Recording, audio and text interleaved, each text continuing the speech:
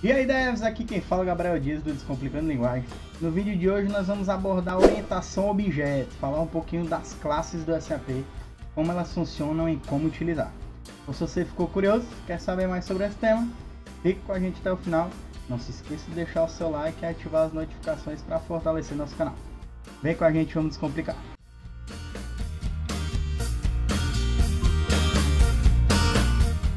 Bom, vamos entender então o que é a orientação a objeto do SAP. Também chamado de OO, pela abreviação de OO, de orientação a objeto. É um dos 4 paradigmas da programação, certo? Então, programação, quando eu digo programação, não é programação somente do SAP, mas do universo da programação. Esse paradigma ele vai transformar os nossos programas em uma arquitetura de objetos que vão interagir entre si, certo? Basicamente, um objeto, que é o que eu acabei de falar, ele é uma instância de uma classe, ou seja, ele pertence a uma classe. A classe vai determinar a origem desse objeto. E toda classe a gente pode falar que ela possui atributos, que são características, e possui os métodos, que são seus comportamentos, as suas ações, ok? A um grosso modo falando, um método é como se fosse uma função que a gente viu no vídeo anterior. Se você tiver alguma dúvida de como funcionam as funções, está aqui na descrição do vídeo o link com todos os vídeos da nossa playlist. Primeira pergunta que você deve estar fazendo é: para que eu vou utilizar a orientação a objetos nos programas ABAP? Bom, existem diversos benefícios da orientação a objeto em relação à estruturada, né? A codificação, com certeza, fica muito mais objetiva, cria um ambiente muito mais perto do cenário real, né, daquele problema que você está tentando resolver, já que você vai ter que encapsular ele e colocar todos os problemas que são relacionados dentro de uma classe só. A manutenção fica muito mais simples e rápida da estruturada, porque está tudo num canto só, fácil de você achar, e se você configurar as dependências certas, você sabe exatamente onde ir para solucionar um determinado problema que surgir. Maior reutilização do código, óbvio, porque isso é um dos principais ganhos da orientação a objeto, que é você poder compartilhar as suas classes, até porque se você vai ter uma rotina que não vai ser reutilizada, não vale tanto a pena você utilizar a orientação a objeto dentro do SAP, já que você também tem a orientação estruturada, diferente de outras linguagens que a gente tem no mercado. Padronização dos sistemas e projetos. Quando você utiliza as classes, você consegue padronizar, deixar mais organizado uma arquitetura onde a sua equipe consiga entender e interpretar. E a gente tem uma questão da orientação a objeto, que é a questão de herança, que é você conseguir ter classes e ter uma cadeia entre elas e uma relação entre essa cadeia para você ir conseguindo herdar características, que são os nossos atributos, e os nossos métodos, que são nossos comportamentos. Isso faz com que você consiga gerar classes no final, em que ela já vem herdando de uma cadeia e ela seja muito mais completa e robusta. E você não precisa ficar editando em vários pontos. Você edita uma classe e ela automaticamente replica para a cadeia onde ela está inserida. Vamos explicar um pouco mais sobre a orientação a objeto em si. Os atributos, como eu falei, são as características das classes, né? Elas são como se fossem as variáveis global falando dentro do escopo da classe, tá? Então, se você quer armazenar informações que vão ser reutilizadas em qualquer método, ou seja, em qualquer comportamento da nossa classe, você vai declarar um atributo. E aí você vai poder reutilizá-los dentro dos métodos. Claro, eu vou falar daqui a pouco sobre os tipos do atributo, como ele pode ser enxergado dentro da classe. Mas vamos ter para a gente que o atributo é como se fosse uma variável global que pode ser utilizada dentro do seu universo classe. Okay? Os métodos, como eu falei, que são os comportamentos, que são as ações, né? São os conjuntos de códigos que vão solucionar um determinado problema. Então você cria um método para resolver um problema de um todo. A sua classe ela vai controlar diversos métodos. E cada método vai ter a sua responsabilidade. Pelo menos deve ser desenhado assim, né? Claro que a gente vê coisas aí que fogem um pouco do padrão. Mas E os métodos, como as funções, como eu falei e fiz esse link entre as funções, porque o método possui parâmetros, possui ou não, tá? Parâmetros de entrada e parâmetros de saída. Então ele pode ter, como também não pode. E eu quero deixar bem claro. Pode ser que tenha, depende do problema que você quer resolver. Além disso, também tem as exceções, que a gente falou no vídeo anterior. Assim como as funções, ele também pode ser tratado, parar exceções para que o desenvolvedor que vai utilizar o seu método saiba qual é o tipo de retorno que deu de erro ou uma validação que você tenha feito através da exceção. Cada método ou atributo, ele tem um tipo de visão dentro da classe. Então a gente vai dividir em 4 tipos de visões. A gente tem o public, que nada mais é do que ele pode ficar, a variável ou aquele método pode ficar visível fora da sua classe, ou seja, todos os métodos públicos vão poder ser chamados, assim como os métodos e os atributos podem ser públicos, eles vão ser chamados fora da sua classe.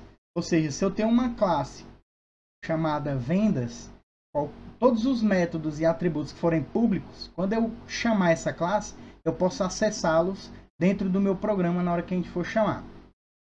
O private, que é o segundo tipo, ele só pode ser acessível pelos próprios métodos da classe. Ou seja, quando a gente tratar de herança, que nada mais é do que você pegar os métodos e atributos e herdar, pegar eles e jogar para uma classe filha, a classe filha não vai conseguir visualizar os métodos e atributos que forem privates. Okay? Existem também os protected. E o protected, ele vai poder ser acessível nas subclasses, diferente do private. O private ele é só dentro daquela classe. O protected não, ele vai ser utilizado dentro da cadeia. E por último, a gente tem o static, que ele é um atributo que ele pode ser acessado na memória do SAP. Você não precisa criar uma instância da classe. Ele é como se, quando você executasse o seu programa, ele tem um valor, aquele atributo, independente da instância. Entendeu? Ele é estático. Ele é compartilhado na memória. Ele não precisa estar atrelado a uma variável que acessa diretamente na classe. A gente vai ver com mais calma daqui a pouco, quando a gente for na prática olhar dentro do SAP como funciona.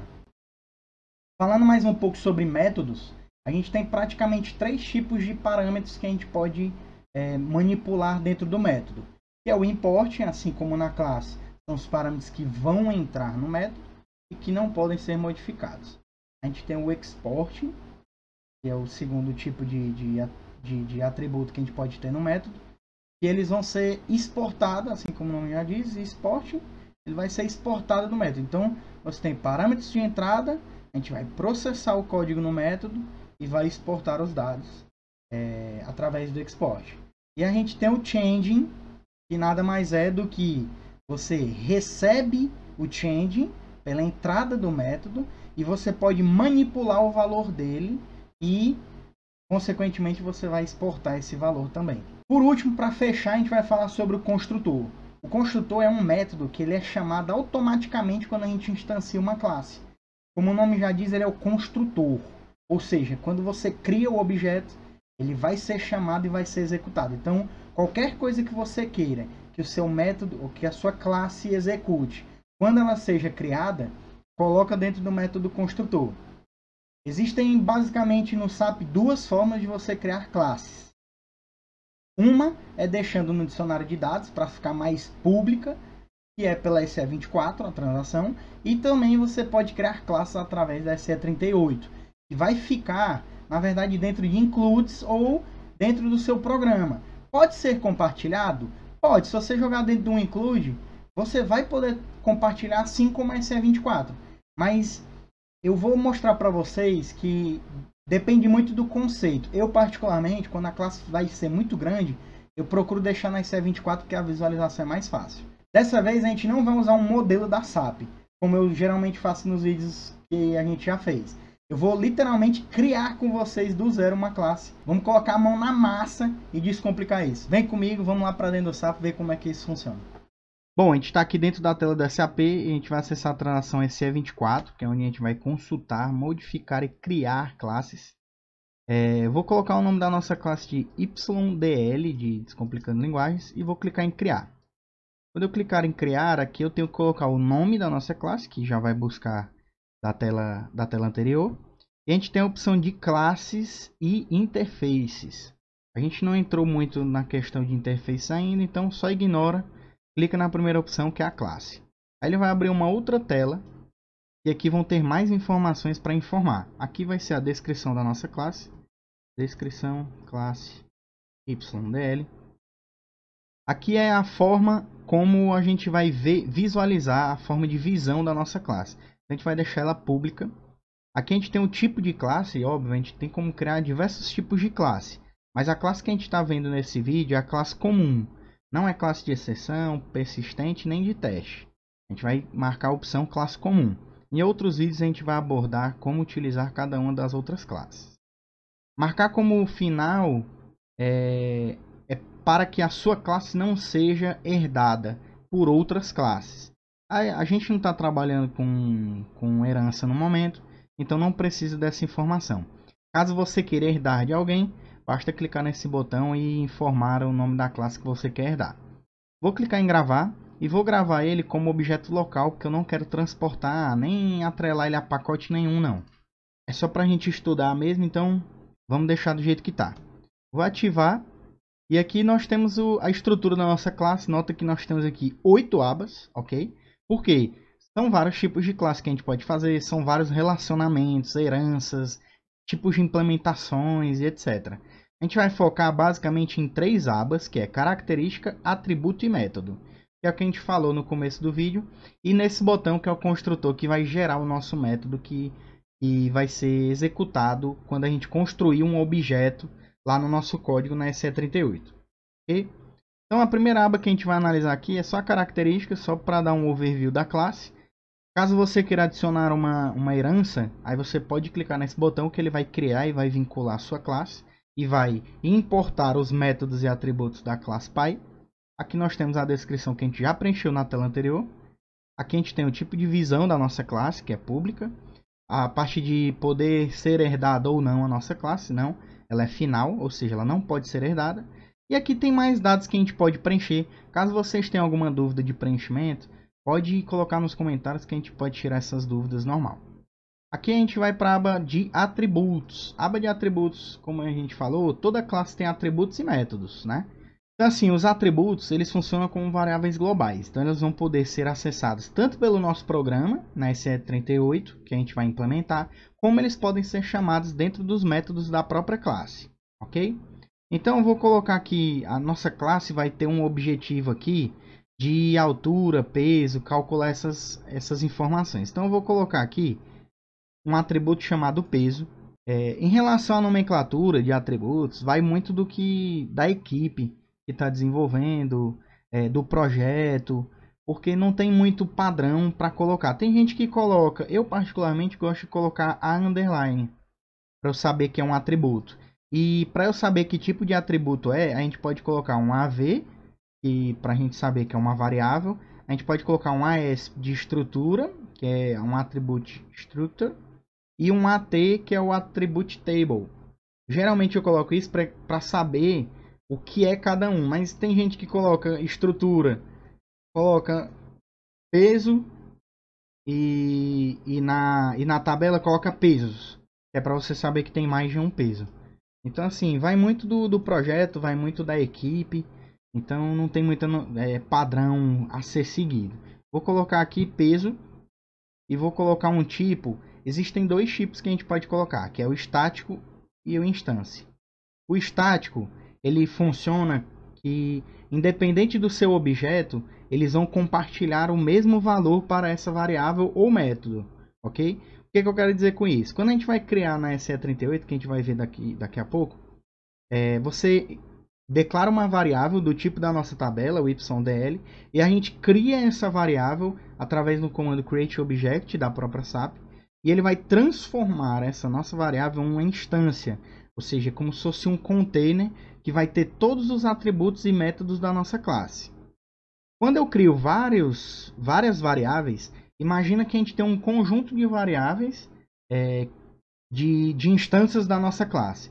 E os atributos estáticos, independente da variável da nossa classe, eles vão compartilhar o mesmo valor. Já o instância não, o instância é particular para cada variável que a gente utilizar no nosso programa, ok? Então vamos colocar aqui o peso estático só a nível de informação para a gente ver como funciona na prática. O tipo de visibilidade do nosso atributo, ele tem três tipos de visualizações, que é o public. Ele pode ser manipulado e visualizado por qualquer parte, seja dentro dos métodos, seja nas heranças, seja nos programas que a gente está implementando. É totalmente livre o acesso a ele, a modificação de valores e etc. O protected, ele vai funcionar para dentro do escopo da nossa classe. Então ele vai poder ser utilizado dentro dos métodos da nossa classe, ele vai poder ser modificado pelas classes filhas e etc. Mas no nosso programa, na SE38, ele não vai poder ser modificado. O private, ele só pode ser utilizado dentro da própria classe. Nem se eu herdar em outras classes, ele não pode ser acessado por elas. Somente por dentro da nossa classe. Então a gente vai colocar aqui o public, que a gente não precisa fazer esse tipo de manipulação. E eu vou colocar o int4, que é um elemento de dados da própria SAP para números inteiros. Então vou só colocar aqui o peso. Não vamos trabalhar com números decimais. Aí eu vou colocar aqui a altura e eu vou colocar a instância para a gente poder ter um outro exemplo de como funciona. Bom, ao ativar a nossa classe, a gente já pode chamar ela na SE38 e já conseguir manipular esses atributos que a gente acabou de colocar. Mas vamos implementar logo os métodos e aí a gente passa para ver na prática como é que chama as nossas classes. Dentro dos métodos, a gente pode colocar os nossos comportamentos, que são as ações, as funções da nossa classe, ok? Então, geralmente, na nomenclatura, a gente coloca no infinitivo o começo e depois tanto faz. Então, um exemplo, a gente tem um atributo chamado peso. Então, a gente coloca assim, atribuir peso. Aí eu vou colocar também como instância, aqui eu também posso colocar um método estático. Vou colocar um public e vou colocar atribuir peso. Vou colocar um outro método aqui que é o writer. Eu vou colocar como instance method. Só que eu vou colocar como private só para a gente testar e ver na prática como é que funciona o private. Então vou colocar write peso. Ok? Vou ativar. E aí você me pergunta, como que a gente faz para implementar o construtor? O construtor basta você clicar em cima dele, automaticamente já vem preenchido. Claro, não pode ser um método estático, até porque é na criação do objeto, então na criação da instância. Ele já vem com a visibilidade pública e a descrição como construtor. Tudo o que for colocado dentro do construtor vai ser executado assim que a gente colocar o comando de create object da SAP. Eu vou colocar um write aqui, ó. Executou o construtor. Vou tirar o O maiúsculo, pronto. Então vou só ativar aqui e não vou colocar basicamente nada nele. Vou só colocar uma mensagem em tela para a gente saber que entrou no método construtor. O método writer eu vou implementar ele e vou colocar alguns parâmetros. Como é que a gente coloca parâmetros? Coloca o cursor no nome do método e clica no botãozinho de parâmetros. Nessa forma a gente vai ver dentro dos parâmetros do método writer, já que o cursor estava no writer. Então vou colocar aqui o peso e ele vai receber o peso, ou seja, ele vai importar o peso e é do tipo inteiro. Então vou só colocar aqui o peso, ou seja, ele importa o peso e ele vai escrever o peso na tela, já que ele é um método writer. Aqui você pode clicar no texto fonte, que ele vai abrir o texto fonte. Outra forma é você clicar duas vezes, também vai abrir o texto fonte. E outra forma é você clicar e clicar de novo no botão texto fonte. São três formas de você abrir o texto fonte de um método. Aqui eu vou colocar o write peso. Pronto. Ativando, o método writer já está pronto para ser executado. Mas lembrando que o método writer é private, ou seja, só vai poder ser utilizado dentro do nosso escopo. Então, dentro do atribuir peso, eu vou chamar o writer passando o peso, que é a nossa variável que é o nosso atributo, né? A gente não tem um atributo chamado peso. Então, vou até colocar aqui, ó, atributo peso e atributo altura. Vou renomear os dois e vou ativar. Justamente para não interferir no nosso código. Quando a gente voltar nos métodos, a gente vai de novo no atributo peso e eu vou colocar lá que é o atributo peso, ok? Só para a gente não confundir, quando a gente entrar no Writer, esse peso não é o nosso atributo, ele é um parâmetro de importação da nossa função. Lembra disso, ok? Por isso que eu coloquei aqui o apeso, porque não é um parâmetro de importação da nossa classe, ele é um atributo da nossa classe. Além disso, o nosso atribuir peso também tem que receber um peso. Ou seja, ele vai ter um import. E aqui eu vou colocar o int4, já que a gente está trabalhando com números inteiros. Ok? Ele vai receber também um atributo peso. Vou ativar. Vou entrar no código fonte e vou fazer que a peso recebe peso. Dessa forma, assim que eu chamar a nossa função, eu tenho que passar um número dentro da função. Ele vai jogar esse valor dentro do atributo e logo em seguida vai chamar o writer, que é o nosso método. Geralmente, quando eu utilizo métodos da própria classe, eu coloco o me tracinho maior que, para eu saber que esse método é da nossa classe local, da nossa classe dentro do escopo, ou seja, da YDL, e não é de outra classe que eu esteja utilizando. Ok? Pronto. A partir do momento que você ativou, a nossa classe está pronta. Eu vou fazer aqui mais um método chamado receber peso. Eu vou colocar como instância, colocar como public e vou colocar aqui receber peso. Receber peso não, eu vou exportar peso. Exportar peso. Então o exportar peso não recebe nenhum parâmetro, a única coisa que ele vai fazer é retornar um valor. Então eu vou colocar aqui dentro de parâmetros o peso e agora ele não vai ser um import. A gente tem duas formas, na verdade três formas de você receber valores de um método estando lá dentro do programa. A gente tem o return, o export e o change. O return geralmente a gente vai exportar um determinado valor, só um valor. O export é quando você quer retornar vários valores. E o changing, como a gente já tinha falado no começo do vídeo, são parâmetros do nosso método que vão receber valor, ou seja, é como se fosse um import e pode sofrer modificações dentro da classe e aí vai sair pelo export. Então é um atributo só que é do tipo change e aí você pode manipular ele na entrada e na saída, ok? Eu vou colocar o int4, já que a gente está trabalhando com inteiros, e vou colocar o return já que é um cara só, ok? E é int4. Vou colocar aqui peso.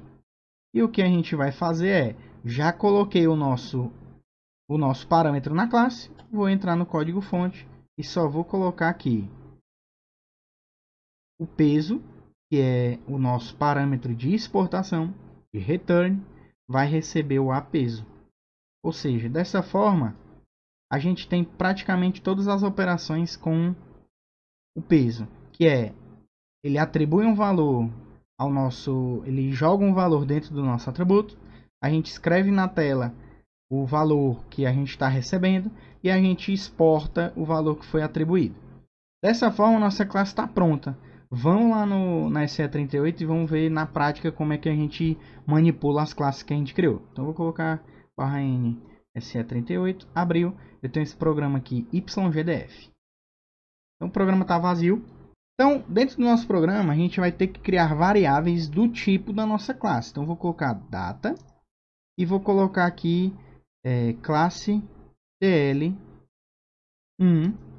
type ref to ydl, ok? Dessa forma, a gente tem uma variável, só que ela está inicial ainda. A gente tem que criar ela, já que ela é do tipo de uma classe. Para criar, a gente vai colocar o comando createObject, que é o que eu tinha falado lá na implementação da classe. Pronto. A partir desse momento, o construtor já é chamado. Então, vou até colocar aqui no código, chamada do construtor. Logo, se eu apenas ativar e executar, ele já vai escrever. Por quê? Porque o createObject chama o construtor. Ok? Se a gente colocar uma classe 2 aqui, classe dl2 type_ref2 ydl, e a gente fazer o mesmo createObject, vamos ativar. Nota que ele executou duas mensagens de construtor. Por quê? São duas variáveis. São duas variáveis, ele vai executar duas vezes. Vou colocar aqui, né, também só para a gente entender. Como eu tinha falado para vocês, os atributos estáticos, no caso o peso, vão ser compartilhados entre as classes. Logo, se eu chamar aqui o atribuir, vamos chamar lá o classe 1, vou colocar o traço maior, que é a forma de você chamar um método, e vou colocar o método, deixa eu lembrar o nome, atribuir peso, e para a chamada do método você tem que colocar entre parênteses.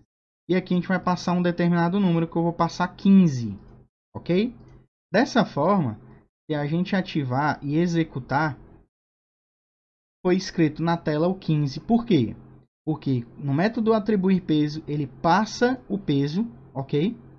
Para do nosso parâmetro para a variável, o nosso atributo da classe, ou seja, o parâmetro passado, que foi o 15, ele passa para dentro do atributo peso e já chama o método de escrever, passando o nosso atributo, o nosso peso, ok? Agora, uma coisa curiosa é, se a gente fizer um write aqui da nossa classe 1, diferentemente do método, o atributo você não precisa passar o parênteses, óbvio. Então a gente vai colocar o peso. Vou colocar aqui uma quebra de linha e vou colocar o 2 peso. Certo? O que eu quero fazer com isso? Vou virar aqui. O nome do nosso atributo é apeso, né? Vou só corrigir aqui e vou ativar. Quando eu ativar e executar, nota que eu só atribuí o peso à classe 1. Como é que a classe 2 tem o mesmo número 15? Como eu falei, quando o método ou o atributo é estático, ele vai ser compartilhado independente do objeto, independente da sua variável. Basta que você acesse esse atributo e faça a modificação dele. Ponto. Ok? Essa é a característica dos métodos e atributos estáticos. Agora, se a gente for falar dos atributos de instância, os instance attributes, que são a altura, elas são independentes. Ou seja, se eu vier aqui e colocar classe dl1 e atribuir a altura igual a 10 e vier Ctrl D, tá? Ctrl D você duplica a linha. Se eu colocar a classe 2, colocar 15, vier aqui no write e chamar aqui a altura, vou ativar e vou executar. Nota que são valores distintos, porque são instância atributos. Ou seja, são métodos e atributos que funcionam através da instância e não estáticos. Essa é a grande diferença entre estático e instância, ok? Nota também que, se eu tentar acessar o método writer,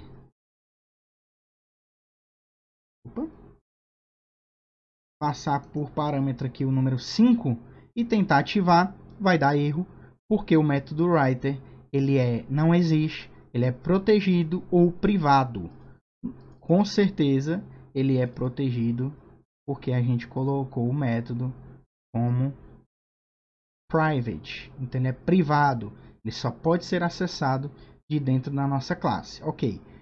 Existem cenários que a gente tem que usar atributos estáticos, instanciados, e a gente tem métodos que são privados. Tudo depende do que você quer exportar e do que seja usado. Tem alguns que a gente realmente só utiliza dentro do programa, dentro da nossa classe. e aí não faz sentido você ficar exibindo eles. Mas vai muito da necessidade, não tem um padrão a ser seguido. Vai muito da necessidade e do cenário que você está executando a sua classe, ok? Bom, esse foi o vídeo introdutório da orientação a objeto, mas para você entender como implementar e como utilizar ele dentro dos programas. Mais para frente a gente vai criando, a gente vai realmente criar um projetinho em que vai utilizar tudo que a gente está aprendendo, domínios, elementos de dados, categorias de tabela, estruturas, funções, classes, ajudas de pesquisa e etc. Então, ficamos por aqui. Muito obrigado por ter assistido. Não deixe de curtir, se inscrever. Deixe nos comentários qualquer dúvida que vocês tiverem a respeito do vídeo. Valeu, um abraço!